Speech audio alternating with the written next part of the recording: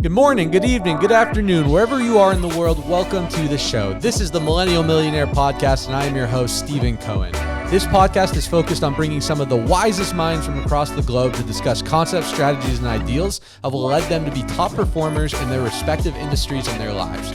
This show is for the millennials and millennials at heart to transcend their mindset, their health, and their income to the next level. We are so excited to have you on this journey with us. Welcome to the show. What is up, guys? Welcome to another episode of Millennial Millionaire. Today we have another special guest, a mentor of mine for the last 8 years, Mr. Michael Rojas. Michael is a serial entrepreneur, holistic practitioner, a spiritual guidance mentor, and life coach to many. He is the owner of Drumbeat of Life and Unicorn Life School and has a very interesting background when it comes to the technology space and how he has transcended his career into the holistic and coaching mentality space. So, Michael, thank you so much for coming on the show, man. Hey, Stephen, good to be here. Yeah, man. It's pretty cool. It's pretty cool. We've been working together for pretty crazy, basically since I've got into solar, about 7-8 years. Right. And, it's been super cool to have you as support. But for those that aren't as familiar with you as I am, maybe give the viewers a little bit of background about who you are, what you're about, and the work you do. So it's been a pretty interesting journey. I was reflecting on this earlier today and last night. I've really been blessed on this journey of life. Like most of us, wasn't born with a silver spoon in my mouth, right? But yet just discovered, that there is a way to live in alignment to where we are flourishing. And but for me, it came about by first being in the corporate arena. So I have undergrads in computer science, mechanical engineering, postgrad in business development and marketing.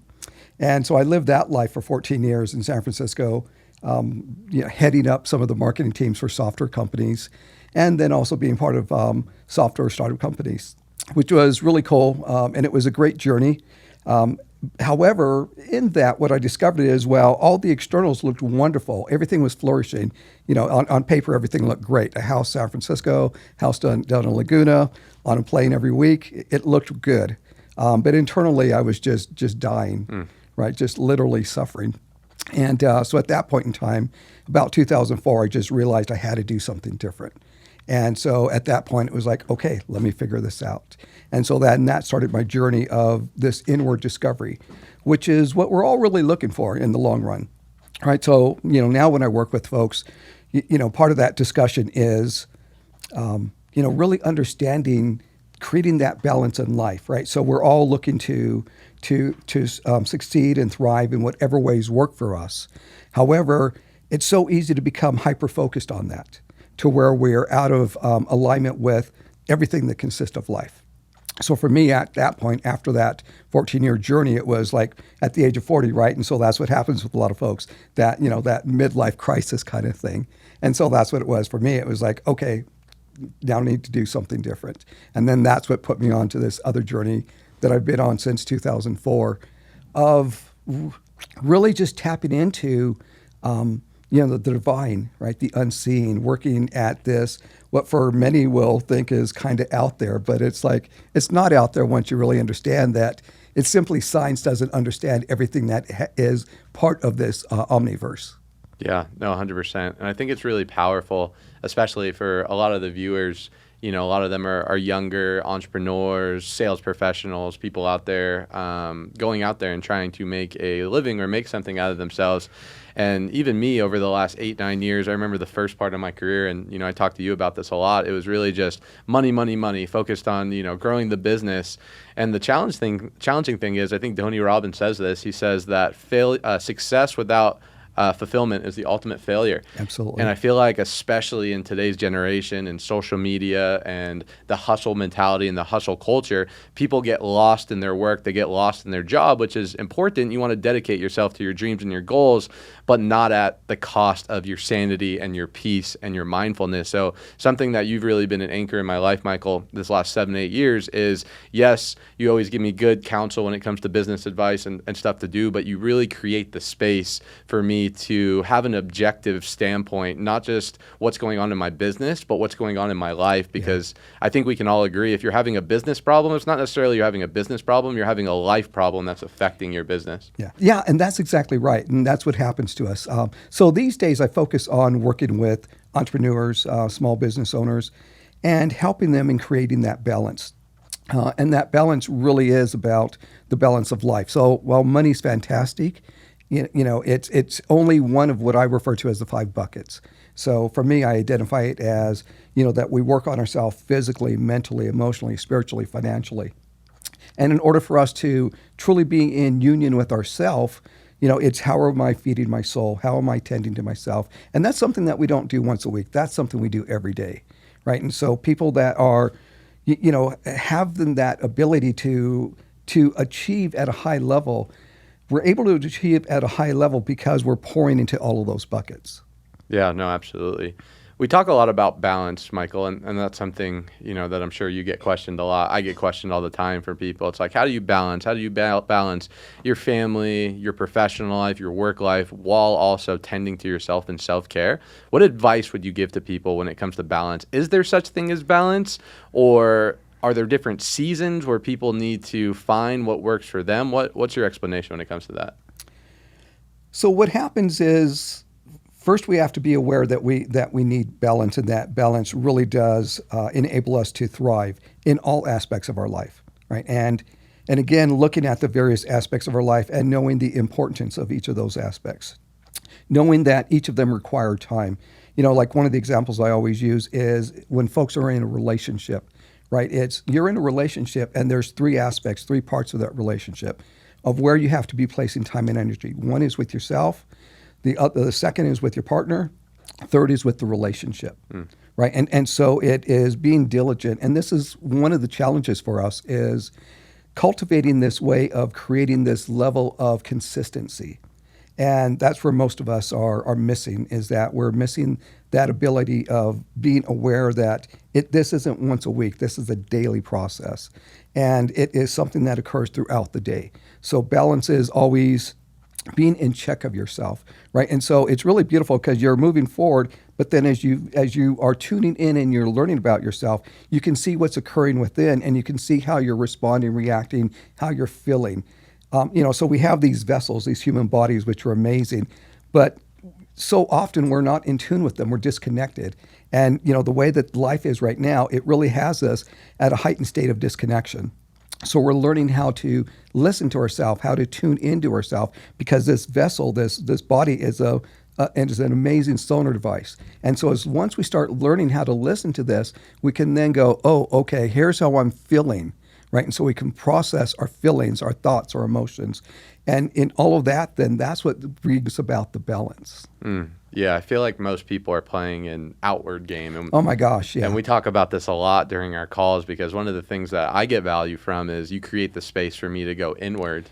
And when you're able to go inward, you realize that the external is just a reflection of the internal, and that most of the things that happen in this human experience are creation based on the internal. Yet most people are trying to change the external, but in reality, we know that that's never going to work until you start shifting within.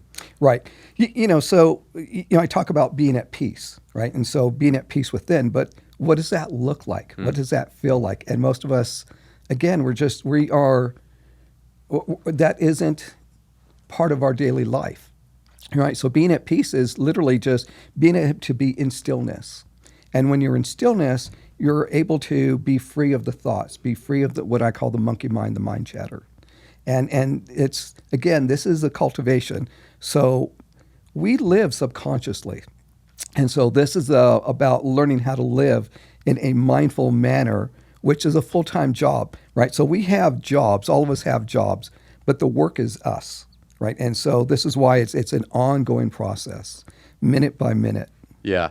Presence, that's something that I've been trying to cultivate, which is challenging, especially in the 21st century. Right. Living in Vegas, it's not like we're in the middle of the Midwest with no city or technology or energy around us. Yeah. And a lot of us, to your point, we do live from a subconscious level, and you could go through your whole day and not really be truly present and take anything in around you. As cliche as it is, smell the roses. What's some tips, tricks, or practices that people, entrepreneurs, salespeople who are busy throughout the day and they have a lot going on can leverage the ability to be present? They're so simple and they're so present, but yet we don't see these things, such as breathing or breath. So most of us are chest breathers, and so we're shallow breathers, and it's because we're just in that upper third of our breathing capacity. So we're not taking full breaths from the diaphragm all the way through. So one of the things is just learning how to breathe. Through the course of the day, we are often end up some kind of heightened state, right? Or we're triggered, right? So something is kind of throwing us off balance, off center. And so a practice is when you're feeling something or something's disturbing you, internally take a step back with that breath. So if you can physically take a step back, great. But if you can't, at least mindfully take a step back by taking that breath and just breathing in and breathing out. Right? And so we learn how to really operate with the breath and how the breath can recenter us and recharge us, recalibrate us. The breath is amazing. And so the breath will also, it stimulates the blood flow. And so as the blood flow is stimulating, it's oxygenating the brain. And so all of these benefits are happening. So breath is one of those. Another practice that I have everyone do is gratitude, right? And that's something we've talked about just at length over Highest the years. frequency you can tap into. Whew, right? It's just amazing. So just practicing gratitude. And again, it's, so much is occurring right in front of us, but we're not seeing it because we're looking offward into the distance. And so once we start dialing in and tuning in, we start seeing what's right in front of us. And as we start seeing what's right in front of us, we start to realize all the ways in which we are living a life of prosperity and abundance, right? And how that comes about is with gratitude. And so for me, it's gratitude as soon as I open my eyes in the morning, grateful for this new day, right? And then just allow gratitude to unfold through the course of the day. Yeah. And I think everyone knows this on a conscious level, even from an early age, be grateful, your parents yell at you, be grateful and, express gratitude and be appreciative. Why do you think it's such a foreign concept, or why do you think it's so hard habitually for people to be able to tap into that to the extent where I have to have a practice where it's something that I do consistently when I wake up in the morning so I can anchor myself into that energy. But most people, they know consciously, hey, I should be grateful. But then when someone cuts them off or they run into some negative situation during the day, immediately they switch back to their baseline of pessimists and negativity. Yeah. So, that's like telling someone just change. And it's like, what? And so you'll get, just a deer in the headlights look when you tell a person to change. Right? Someone will say, well, I want to do something different. And we say, well, just change. What the hell does that mean? Right? So we need to be able to break it down and to see what that really comprises of, because that change isn't something that occurs in that moment. It occurs gradually over time, right? So, and this is why we then have these practices, because it's with these practices that we're able to then start breaking down these habitual ways of seeing life, these habitual ways of thinking, because we're programmed. Right. So we're a crystalline body, which is pretty amazing. Right. And so, when we really look at this is all cellular, which is all DNA. And so everything's stored at the cellular level. So we are, in essence, the most amazing computer chip that's alive. And so everything that we have experienced in our life is stored inside of us. Everything that we have been influenced by and who, parents, grandparents, cousins, our community, our families, all of that is our programming and conditioning. And we don't even realize, again, operating from the subconscious. So we don't realize that that's how we're engaging in life, right? And so just like when we think that we're seeing with the eyes, we're really not seeing with the eyes. What's happening is all of our other senses are being activated. And in that activation, they are then formulating something that we are then thinking that we're seeing. So sight from the eyes is literally only 7%. All of it's coming from all of the thought processes that's going on that's conjuring up this image that's being presented to us. I love that. I'm a big believer in shifting your identity and reprogramming your thoughts. And I think it comes down to being aware, being aware. If you don't know, if you don't put awareness, if you have these unconscious negative programs that are running ransom in your life and you wonder why you keep getting the same relationship or the same business partner, the same situation, it's because you're continuing to project that into the universe, into marketplace, God, whatever you believe in. Therefore, like attracts like, you're going to continue to get that back. Absolutely. So those are our patterns, right? That's the repeating behavior that we will experience until we really start to understand that change is more than just that moment, right? So that moment has to occur, and this is another really key aspect. That moment will occur because it's what I call being pushed by pain, pulled by vision. Something will occur within our life to where it's like, oops, some aha will occur, some real discomfort will occur. And in that moment, that's when we go, okay, I'm ready for a change. So at that point, then we're making a decision. So once we make the decision, then we can start the investigation. And this is what I did 20 years ago, was like, okay, I'm in such pain. I need to just find something because this shit isn't working. And what I say by shit, it's like, so what we do is we self-medicate, and we self-medicate in a number of ways. So big self-medication right now, social media, right? Especially for all of, you guys that are 20 and 30, right? And so that's a huge distraction. Free dopamine. And all those programs are intentionally created the way they are so that you're getting those dopamine hits, the colors that are used, the sounds that are used, right? We're here in Vegas. You can look at casinos. All of that is intentional. The scent of the casinos, the temperature, the patterns on the carpets, all of it is intentional, right? Yeah, I don't know who said this, but I thought it was great when it came to social media. They said, if you're not paying for a product, you are the product. Oh, absolutely. Yeah. Social media is interesting for sure, especially for my generation, because I think back 20, 25, 30 years ago, my parents, my grandparents, where there was no social media, there was no smartphone, there was no access to other people's lives and all these stimuluses that you can literally click on the tap of a button. I feel like back then being able to be present was a lot easier. Being able to be in solitude was a lot easier. I feel like so much of our generation, even myself, I catch this in this comparison cycle where I'm comparing myself to other people's lives. I'm looking at this highlight reel on people's social media and Instagram of what they want me to see. And ultimately, it's stealing my peace. It's stealing my joy. And I'm not focused inward because now I'm focused outwards. Can you touch a little bit on how people in this 21st century, this information age where there's so much stimuli, can figure out a way to tap in, be present, and really not allow themselves to get caught in this monkey race? Well, and that's so interesting in itself because we don't even realize that we're in the monkey race, right? So that's like one of the first steps is to just to look at how you're utilizing your time. So someone tells me that they don't have time, right? And so I immediately ask them, it's like, okay, let's look at your typical day, break it down, right? If you're spending, 3 to 5 hours on something, it's like, okay, is that really, goes back to, it's like, are you the product or, right? Because that's what happens to us. And so it's taking that self-accountability, that self-acknowledgement.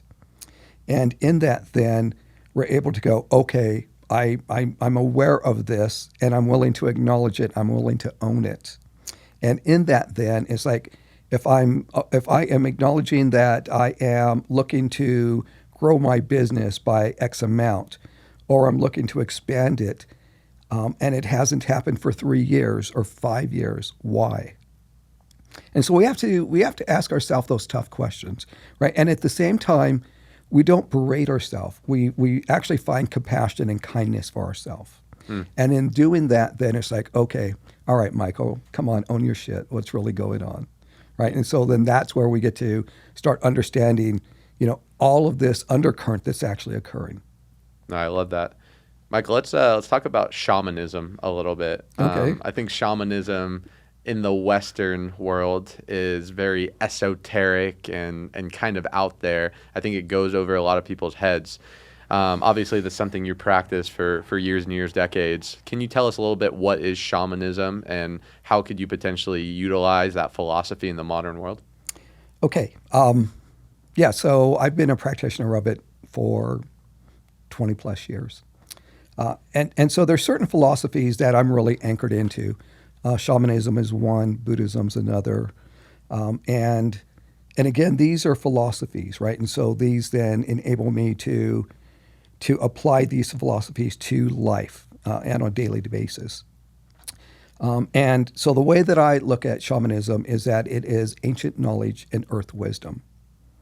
And so what it's enabling me to do is to find these moments within myself where I can find stillness, where I can find harmony within, where I allow myself to be open to receive divine guidance. And our scientific world is really interesting because it's trying to figure out all of this that's known and has been known by our ancestors, right? This is knowledge and information that has guided us for thousands of years. And science is still trying to cobble together understandings of it, right? And so what it really is, it is allowing yourself to connect into the earth. It's allowing yourself to be aware of your breath. It's allowing yourself to be aware that we are the planet, right? Think about it. What fills our lungs, right? The air. Where does the air come from, right? How do we stay hydrated? The water. Where does the water come from, right? You can look at food, and so food is what? It's a composite of what comes from the earth. And so that is what sustains us and provides us our nutrients. So it's enabling us to again dial in and understand us beyond just this one version of us, because that's the other thing that happens to us. We are so caught up in our own stories. And when we're caught up in our own stories, we're not seeing the big picture. So once we can, get out of the me, or the extreme narcissistic states, right? We can allow ourselves to just be. And in that being, we're allowing ourselves to start creating this space where we allow ourselves to be present. And in that presence, then that's when we get to actually hear what's occurring versus the mind chatter, versus the external distractions. Because everything does dwell within us. We have just forgotten that. Yeah. And I think it's intentional. It absolutely is. It absolutely is.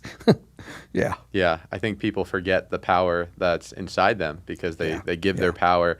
They give their energy to these external circumstances. And the complicated part about that is if you're putting your power on other people, this is why I'm not doing this, or this is why I'm not that, or this is why I'm in this situation, you're not allowing yourself to have any power to change that situation. Right. And I think it's intentional. It is. It's very much so. And you can look at that starts with our childhood. Again, how are we being influenced? And so the way that we are now at whatever age we are, it's a result of all these, past experiences and these prior years of our life has built us to this moment.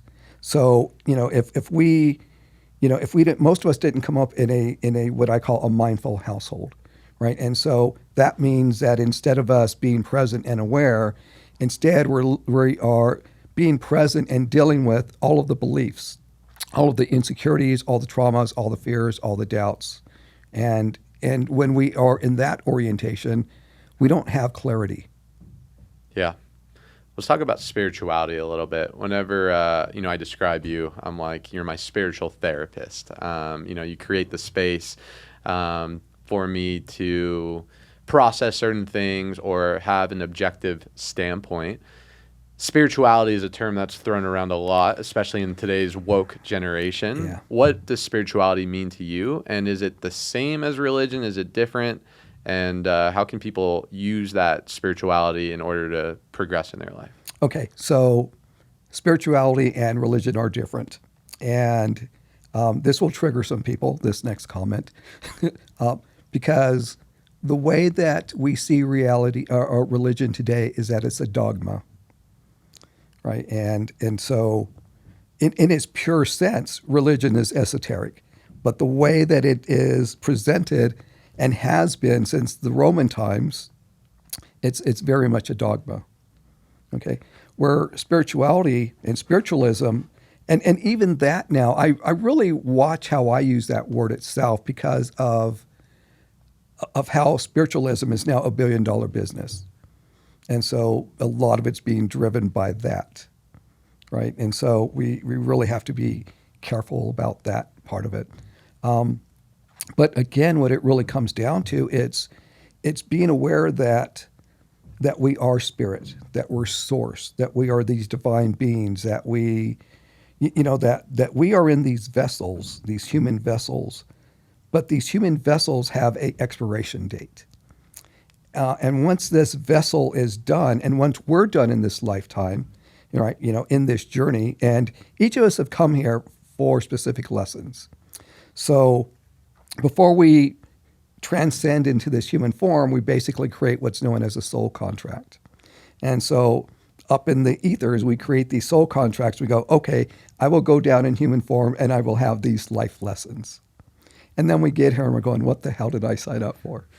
Right?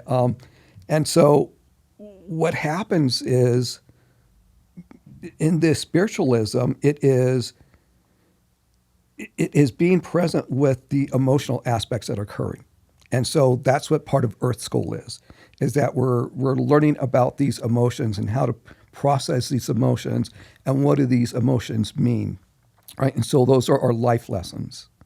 That's really the biggest part of this human journey is having these exercises, right? So Earth School is the only school where you first, you have the exams and then afterwards you get to reflect and figure out what the lessons were and what the assignment was, right? And so it's like, oh, damn, right? But, again, we have this opportunity to really be present as life is occurring versus being reactionary. And so that's how we are most of the time, and that's how we are operating from the subconscious.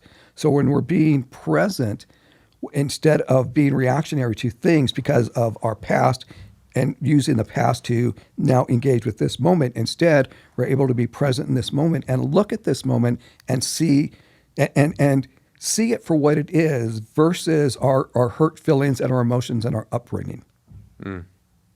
Yeah, that's some deep stuff. And I subscribe to that. I subscribe to that philosophy. I believe as well that we're here for a purpose. And, different religions, different ancient tribes believe in different things after death. Yeah. I know you subscribe to reincarnation. Can you elaborate a little bit on that philosophy? So that goes right back to us being a soul, right? And that we have the ability of coming back. And so part of what all this is that this is about raising the collective consciousness. And so you can look at generation after generation. Look at the kids now. They are hardwired to use technology, right? So they're even more hardwired than you are, right? And so I, was been part of technology for 40 years myself, but there was a real learning curve for me. And it was already as an adult where now it's like, a 3-year-old's like ordering off of Uber. Yeah. And it's like, what? Right? So all of this is, everything's connected. That's the thing that's important to remember. It's all connected. There is no separation with any of this. It is, this just gets so deep so quick, right? And so I really try to watch what I say and how I phrase it because it just goes over people's head. It really does. But it's all very beautiful. That's the beautiful thing about it, right? Is that this is actually a very beautiful journey if we're dialed in at that level, right? Because then we're able to live life versus just be on the hamster wheel, right? And as we evolve, there might be times that we have to come back in, right? So come back into a human form. And it's because we haven't learned the life lessons, And and there's many of us that that we have to come back numerous times. And this is why we also then learn not to judge people, because there are things they are not going to learn in this lifetime, and so we love them as they are, but we maintain boundaries so that wherever they're out of alignment, it doesn't bleed over and affect us, right? But we allow them to have their journey as they're to have it, because we're not here to save anyone, nor can we save anyone. And it's not for us to try to tell someone what's right and wrong. Yeah, that was a big eye opener for me the last couple of years. It was realizing that you can't make someone want to do something. You can't want someone to change more than they want themselves to change. And it's tough, and it goes back to attachments, which you can touch on a little bit. I feel like we are so, as human beings, so attached to certain things, attached to certain people, attached to certain things working out the way that we're supposed to. And one thing that I've learned through doing the inner work and tapping more into the spiritual realm of things is, at the end of the day, you don't know what's best for you. You have to trust that God, universe, whatever you subscribe to, whatever you believe in, has your best interest. And holding on to attachments, I'm pretty sure it's the Buddhism philosophy. I think it was Buddha that says you can't be free until you let go of attachments. It's such a powerful philosophy just to go through life.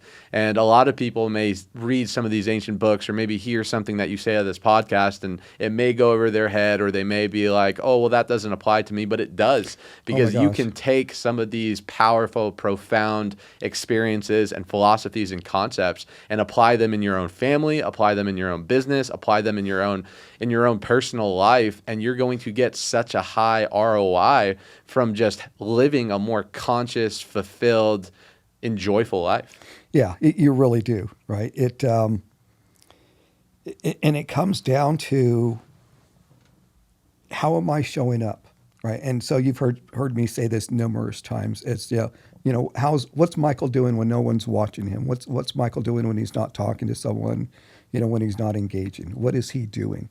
Because what I'm doing is having an impact and an influence on myself and everyone around me. Those that I know, those that I don't know, right? What am I putting out into the universe? It's profound when we really understand it.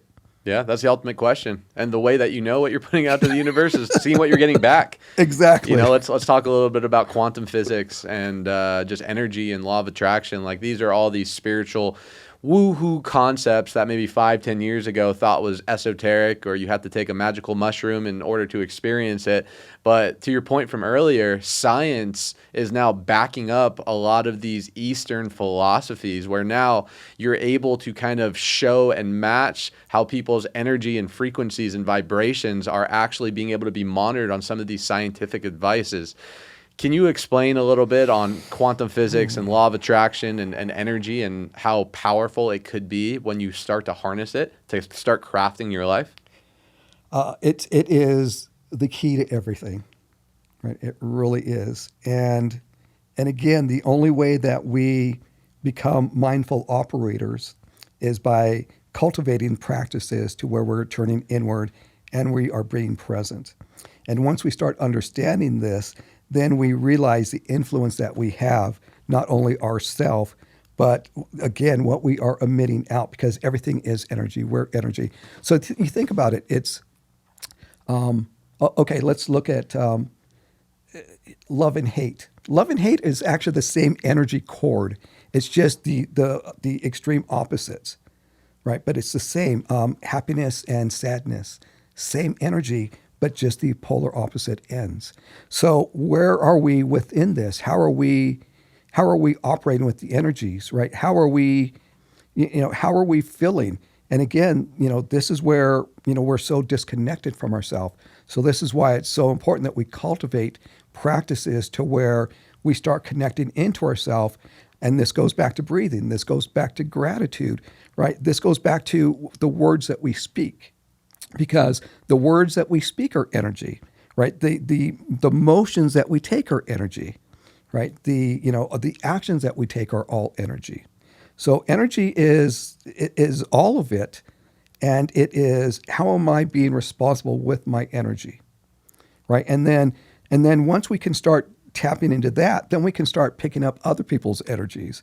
And so when I'm working with people, that's what I'm doing. I'm listening to myself, my own intuition, but I'm listening to the guidance of the universe. And then I'm also tuning into that person, and I'm listening to what their human version is saying. So the stories that they are believing.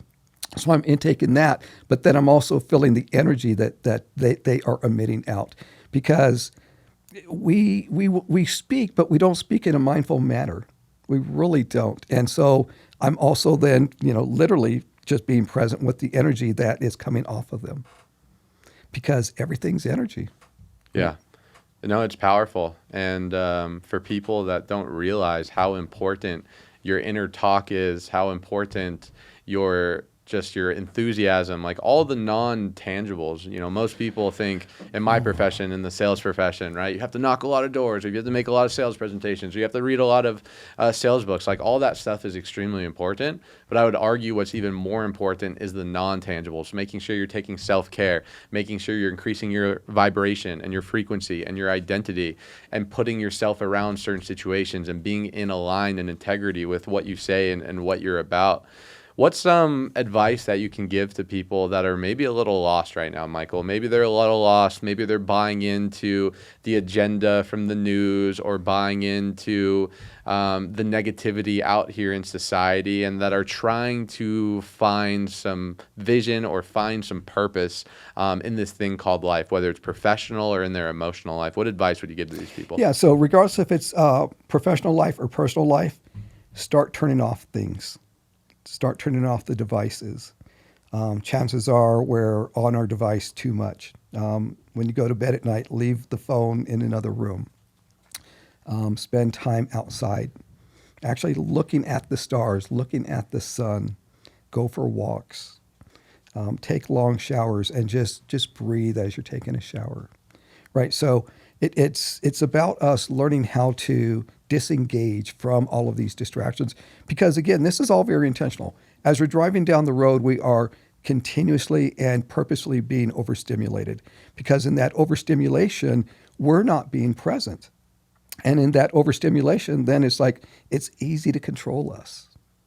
Right. And so this is what, we are slowly, so at one point in time, we were like at 3%. I think now we're at about 4% of there being mindfulness of consciousness, because once we start learning how to be conscious, we really can then start willingly unplugging from all of these external distractions. So important. Just taking some time, taking a breath, and just detaching. Like even myself, as I think a high achiever, someone who's out there trying to make things happen, I realize that I'm not my best self if I'm not tending to myself. I'm not my best self if I'm not getting my solitude on my Sundays, if I'm not doing certain things to recharge, whether that's massages or chiropractor or body work or cold plunges, or just doing things to make sure that I am tending to myself and making sure that I have that self-care. What's some things that you do, Michael, or that you'd recommend, whether it's on the self-care to make sure people are tuning into their own self and their frequency, or any type of ancient medicine or things that you do in order to make sure your body is running off of maximum optimization? So learn how to set yourself up to be successful. And this is key with entrepreneurs and small business owners. What are you doing for yourself so that you are optimizing your potential? And this is investing in yourself. And so everything that you described are forms of self-investment. And I'm a huge advocate on that, right? Be mindful of what you're drinking, what you're eating, what you're watching, what you're listening to, where you're going, who you're hanging out with, when you're going to bed. Cultivate practices of writing. Again, it's moving energy. So speak words of purpose and intention. Also write words of purpose and intention. And start this at the start of the day, because the start of the day sets the tone for the day. And so gift yourself, and it really is. This is one of the key things we get to learn of gifting ourselves attention. And in that attention, we're learning how to love ourselves. We're learning how to be kind with ourselves. We're learning how to to do things that are for our well-being, right? We'll notice that as we start doing this, rather than having an energy drink, we'll drink water, right? Or we'll drink like fruit juice. So water is great, H2O. A higher, pure form of liquid is fruit juice. It's actually H3O. And so again, what am I doing to tend to myself and do things every day, right? Again, there's no shortcuts. It's not something you do once a week. These are daily practices. And so that's what it is with me. These are daily practices. You know, like people will say, man, you're really disciplined. And discipline has come about over time. But what it really is knowing that if I don't do these things, some way my day is going to be off. Some way I'm going to show up and, you know, something is going to not go the way that it could go. And, you know, it's not that, you know, that it's a Pollyanna world, but what it is that you're allowing yourself to be present with how you're engaging with what's occurring. That's key, right? How am I engaging with moments of laughter, of sorrow, of life and death?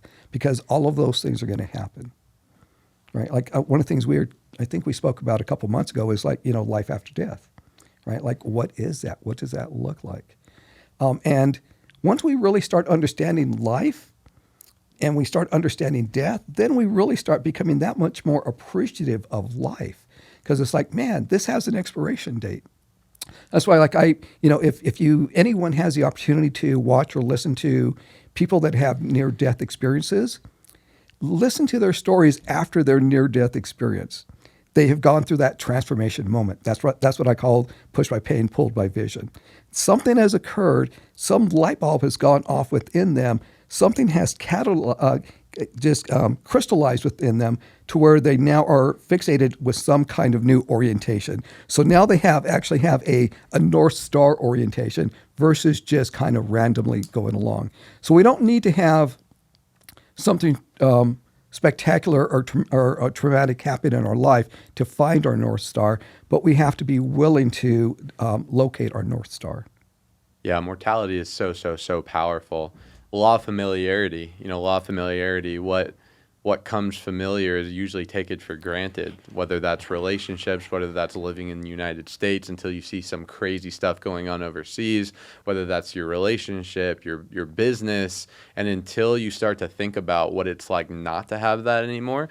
That's why thinking about mortality, I think, is so powerful. It's something that is not a pleasant thing to think about. Mm-hmm. But if you're able to start putting some energy into it, you start taking the day a lot more serious. You start realizing that all these problems you had and all these challenges in the grand scheme of things over 5, 10, 15, 20 years really don't matter. So it starts to allow you to appreciate on a higher level. And this is something that we talk about a lot, Michael. What you appreciate appreciates. When you put energy, when you put love, when you put gratitude and all these good feeling emotions into your life, into different circumstances, relationships, and businesses, like attracts like. It's the law of energy. You're going to start attracting more things.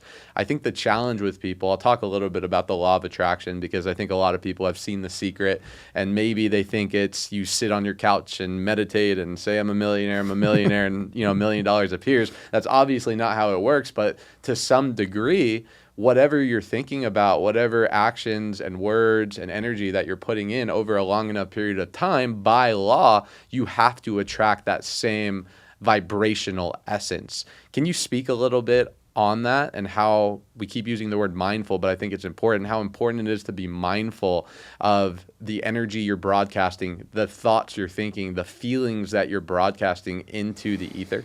Boy, it's really interesting. Yeah. So, law of attractions is, we've spent a pretty substantial amount of time talking about this, of what this is and how it shows up. And The Secret specifically, right? So The Secret, what that did is that was a good door opener because it allowed the masses to have some awareness of like, oh, gosh, if I do something, I can then have an action. But where it came short I want a red car, I want a red car, I want a red car. right? And so it was good in helping people to cultivate some awareness of doing something, but it's being aware that it is so much more than just an object. It is about, again, how you're showing up in life and that there's consistency to it. So gratitude isn't something that you practice once a week. Gratitude is something that you practice every day of your life because, again, it's that continuation. It is just like I'm breathing, I'm breathing, I'm breathing, I'm breathing. I'm grateful, I'm grateful, I'm grateful, and it's so it's again we have a bunch of old programs, and so what we're working at multiple levels, and we're releasing those old programs from the cellular level. We're also now disengaging the neuron connections that are between the brain cells that are based on those old programs. So by me practicing, I'm grateful, I'm grateful, I'm grateful, I'm creating new neuron connections between brain cells. So this is why, where this transformation occurs, and it's a gradual occurrence. And so, this is something else that goes back to patience, right? That we can't look for it to happen in this moment. And it can happen in this moment, by the way. But the problem is there's us and our baggage that isn't allowing that full transformation to occur in the moment. So like one of the things that I share with people is, if we were to wake up tomorrow being the full version of who we wanted to be, we would literally short circuit ourselves because it would be so dramatically different than what we've been living. Mm-hmm. So this has to be this gradual process of where this evolution is just occurring on a gradual basis. You can look at stones in a stream, right? How do they become smooth? Over time, the water just continuously rippling over them, right? Well said. A couple more questions for you, Michael. We can, I feel like you're a gem of knowledge that I just want to keep tapping into, but for sake of time, let's talk a little bit about the modern entrepreneur. I know you work with a lot of small business owners, entrepreneur, people out there in the marketplace trying to make a name for themselves, whether it's a small, physical business or a digital entrepreneur or someone like myself who's in the direct sales space. I think everyone knows that they should meditate, be kinder, have more EQ, all these non-tangibles, because working, at least in my profession, I imagine in any type of entrepreneur space, it's high stress. There's a lot going on. Things are unpredictable. You'd have less control over certain things rather than like a fixed 9 to 5 or something like that. How do we bring in all of this Zen, mindfulness, EQ, all of these spiritual practices that we've been talking about that you teach on to the modern day entrepreneur to help them best navigate some of these rocky waters that they're on? So it's knowing that you will have very limited business success without having personal life success. It has to start with you, the individual.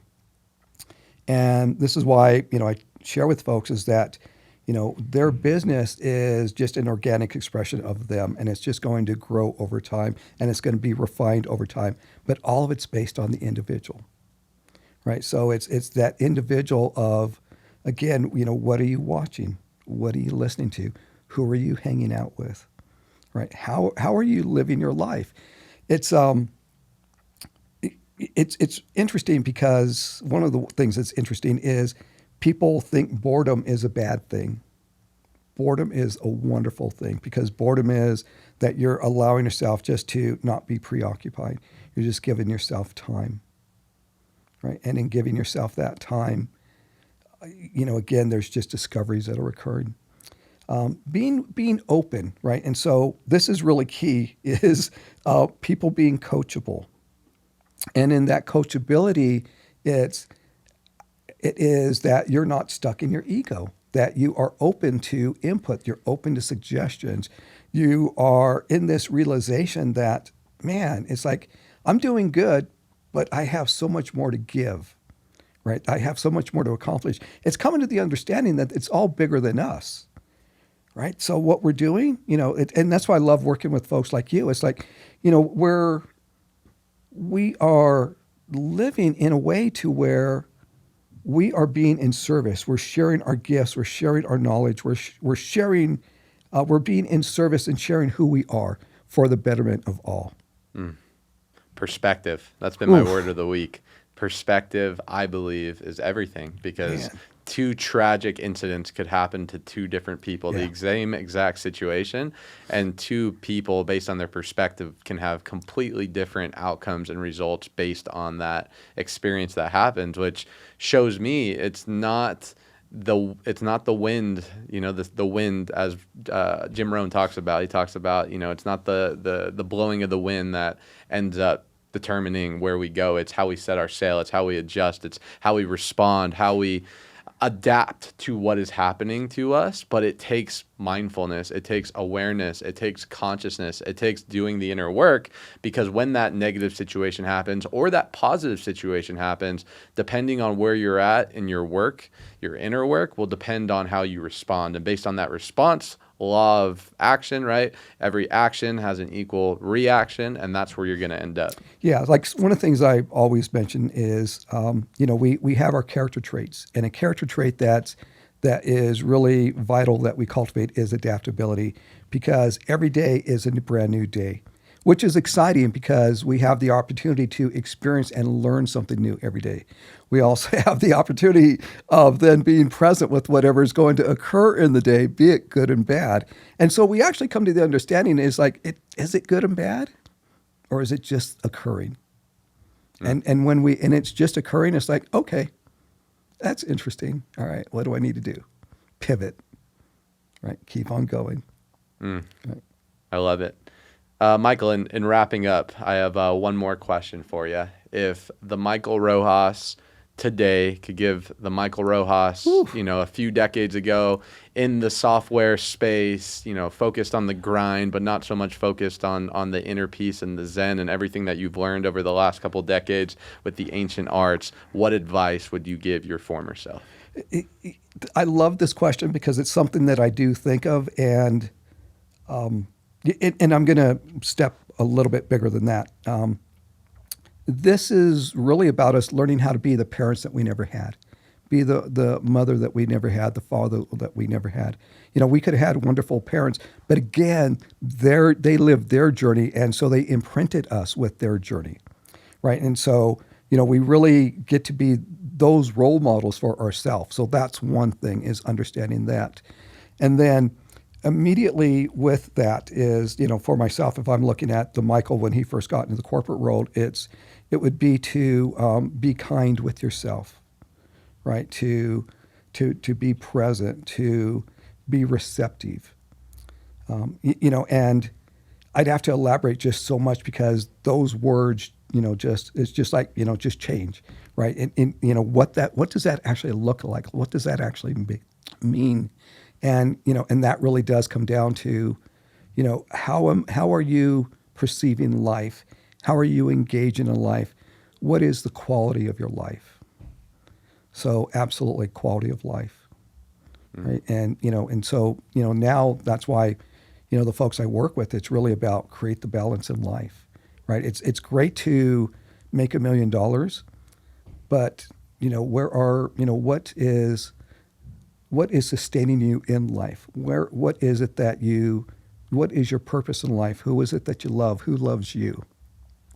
Because at the end of the day, when we go back to spirit form, the only thing we're taking with us are our memories. That's it. Can't take the stuff with you. Whew. The Egyptians tried. It didn't work out well. It didn't work out well. Well said, man. Well, Michael, thank you so much for coming on the show, man. Absolutely, man. It was awesome. Having you share your wisdom and secrets of the universe. I appreciate you, man. Yeah. Where can some of the audience find you if they're looking to get connected? Facebook, Instagram. So Unicorn Life School is one of the businesses. Other business is Drumbeat of Life. Third business is Conscious Business Services. And then the fourth one that's rolling out is Shifting Paradigms and Perspectives. And so that one I'm really excited about because that one's just head on into quantum physics. I love it. Yeah. Awesome. Well, thank you so much, Absolutely, man. Guys, hope you tuned in. This is definitely one you're going to rewind and play a few times. But thank you guys so much. We will see you guys on the next episode. As always, be great.